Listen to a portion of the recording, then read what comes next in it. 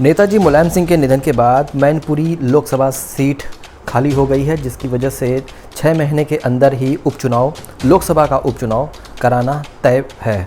अब ये भी देखा जा रहा है कि समाजवादी पार्टी का शिखर से शून्य तक का जो सफ़र रहा है, यानी अब नेताजी के जाने के बाद, नेताजी का देहांत के बाद समाजवादी पार्टी के पास अब एक भी सांसद नहीं है, एक भी एमपी नहीं है, जिसमें आप समझ सकते हैं कि पहले समाजवादी पार्टी के पास अच्छे खासे मेंबर ऑफ पार्लियामेंट हुआ करते थे, लोकसभा की सीटें हुआ करती थी, लेकिन अब मौजूदा समय में शून्य तक समाजवादी पार्टी आ चुकी है।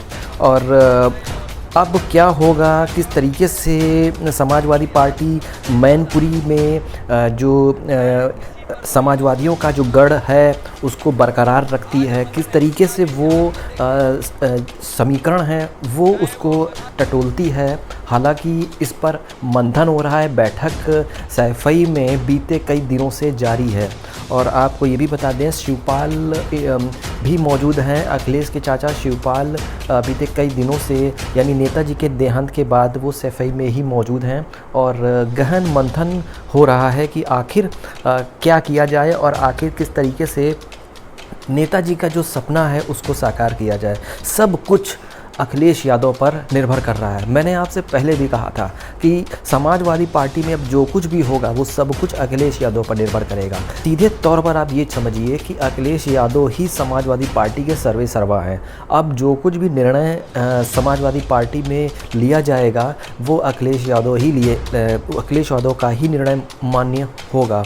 पहले जो निर्णय हुआ करते थे उसमें नेताजी की भी सहमति असहमति होती थी, उस पर जाहिरी कराई जाती थी, लेकिन मौजूदा समय में नेताजी नहीं हैं, उस वजह से भी अब ये भी देखा जा रहा है कि सब कुछ जो है वो अखिलेश यादव पर निर्भर करेगा। आपने देखा होगा, जब से अखिलेश यादव ने 2016 से समाजवादी पार्टी के राष्ट्रीय अध्यक्ष बने हैं, तब से लेकर अब तक इनका जो सक्सेस का जो ग्राफ होता है, यानी सफलता का जो ग्राफ होता है, वो काफ़ी गिरा है।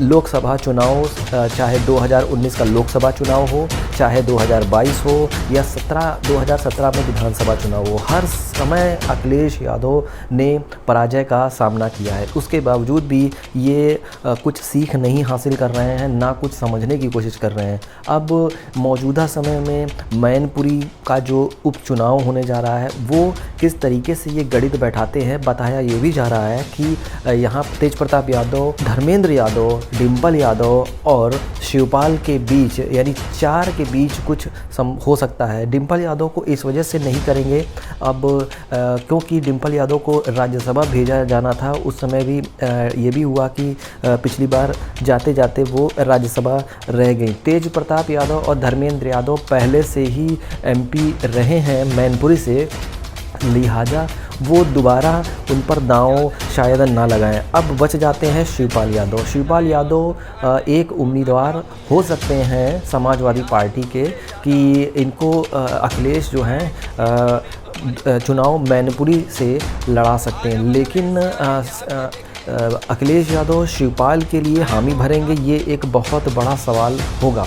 क्योंकि नेताजी के रहते उन्होंने शिवपाल, अपने चाचा को बड़ा दिल उन्होंने दिखाया नहीं और शिवपाल को अपने पाले में नहीं मिलाया। अगर ऐसा होता तो शायद 2022 के चुनाव की जो गणित थी वो कुछ अलग होती।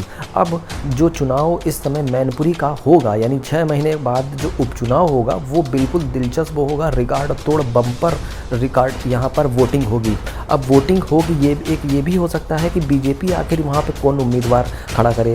बीजेपी हो सकता है अपर्णा यादव को यहाँ उम्मीदवार खड़ा कर सकती है, क्योंकि यादव वोट यहाँ पे उनको बटोरना है।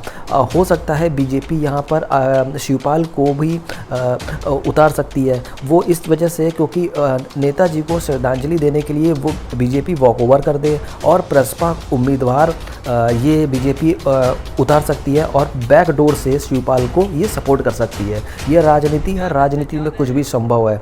अब सवाल यही है कि अखिलेश यादव शिवपाल के साथ क्या आगे चलेंगे, कदम ताल मिलाएंगे। अगर ऐसा होता है तो मैनपुरी की जो सीट है वो समाजवादी पार्टी के खाते में जाएगी।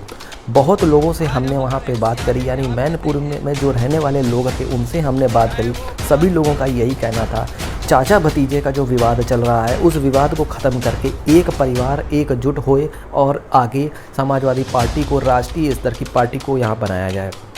सभी लोगों का ये भी कहना था कि अखिलेश यादव के जो फैसले थे बीते कई सालों से विफल होते चले आ रहे हैं। एक चीज़ आप ये समझिए कि बहुत जल्दी निर्णय लेने होंगे, क्योंकि 2024 का भी चुनाव लगा हुआ है और फिर 27 का चुनाव आगे है।